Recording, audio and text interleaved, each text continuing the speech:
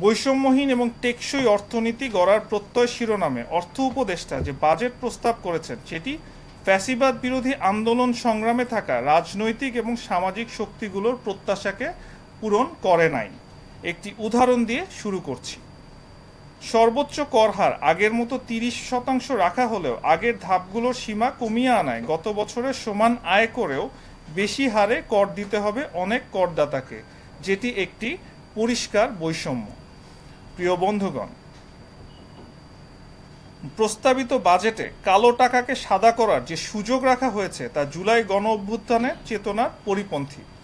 রাজনৈতিক সরকার না হওয়ায় বর্তমান অন্তর্বর্তীকালীন সরকারের সামনে দুর্নীতিগ্রস্ত রাঘব বোয়াল ব্যক্তি এবং প্রতিষ্ঠানের বিরুদ্ধে জিরো টলারেন্স নীতি গ্রহণ করার যে সুযোগ ছিল সেটি তারা কাজে লাগাচ্ছেন না। প্রস্তাবিত বাজেটে রাজস্ব আহরণের লক্ষ্যমাত্রা ধরা হয়েছে 5,64,000 কোটি টাকা। এই ঈদে জামা জুতো অ্যাকসেসরিজের ডিসকাউন্ট,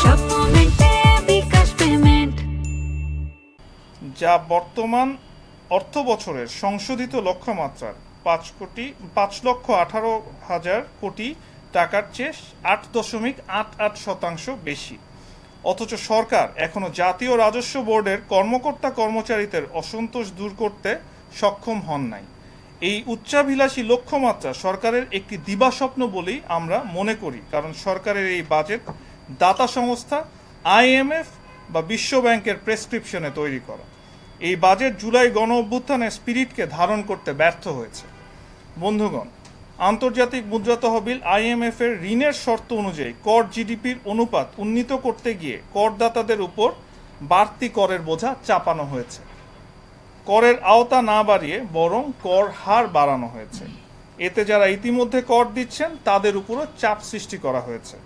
মে 2025 সালে মূল্যস্ফীতি ছিল 10.1%, যেখানে প্রস্তাবিত বাজেটে 2026 সালে মূল্যস্ফীতি 6.5%তে নেমে আসবে বলে যে লক্ষ্যমাত্রা নির্ধারণ করা হয়েছে তা একেবারেই অবাস্তব।